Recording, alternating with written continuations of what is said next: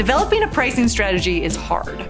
In many cases, pricing is subjective, and the market for creative work and services isn't always rational. But we can't necessarily change that. What we change is how we think about the market and how we describe the value we add to it. The price for your work or your time is influenced by 4 different factors: your costs, your customers, your competition, and your competencies. It's important for you to think through each factor and determine how it affects the value of your work.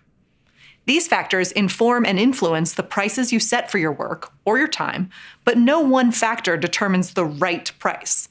After all, pricing is an art, not an exact science. So let's start with the easy one, your costs. You already know what your costs are, more or less. You built a budget around them.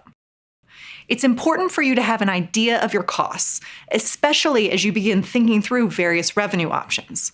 We know some costs are fixed, meaning you have to pay them no matter what, and other costs are flexible, meaning you might not have to pay them. There's a bit more flexibility built into some costs. We also know that it's important that we consider both our personal costs, the cost to exist as humans and live our lives, and our creative or professional costs. The revenue we earn, whether it is from starring role work, supporting cast role work, or production assistance work, must cover all our costs so we can exist as humans and run thriving creative businesses. You may encounter those who suggest that you use your costs as a starting point to figure out your own hourly rate. There's a formula to do that. It's not my favorite, but I think you should be aware that it exists. To calculate your hourly rate based on your costs, first you need to know your costs. Got 'em? Good.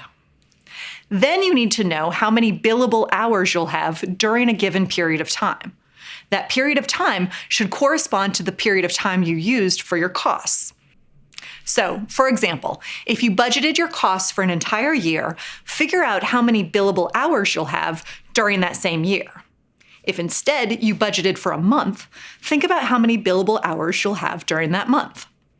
Calculating billable hours isn't easy, especially for certain creative disciplines. One way to think about your billable time is the time a client is going to actually pay you for.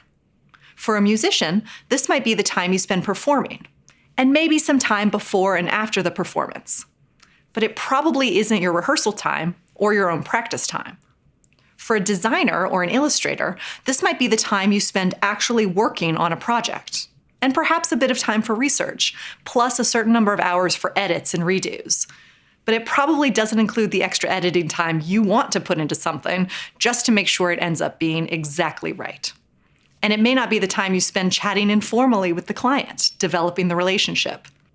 For studio artists, the idea of billable hours only really makes sense in the context of a commission. If you're not working on a commission, but rather building a body of work, either for sale to a collector or as part of a gallery show, or for sale directly to the purchaser through your studio or a public outlet, the idea of billable hours doesn't really translate. But the idea of hours certainly does.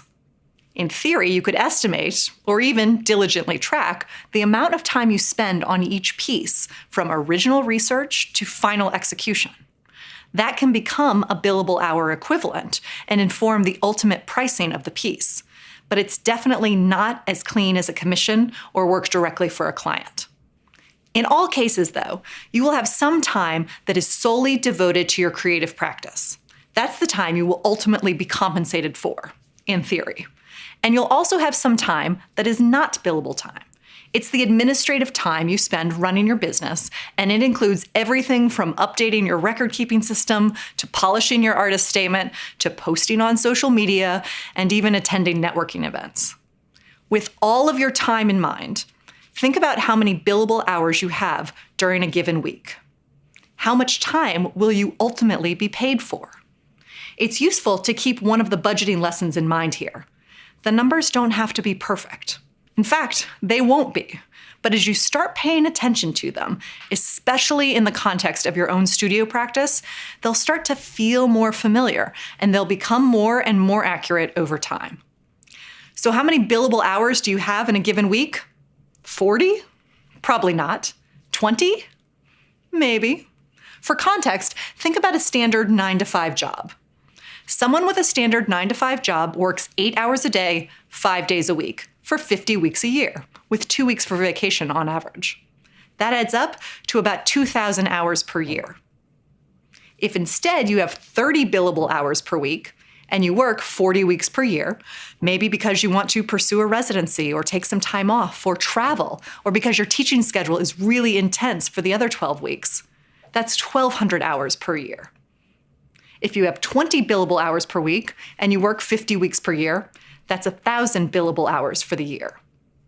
Do your best to estimate your own total for billable hours. Once you've got that, divide your total costs for the month or the year by your billable hours for the month or the year. The answer will be your hourly rate. There are lots of problems with this hourly rate, but we'll get to those in a bit.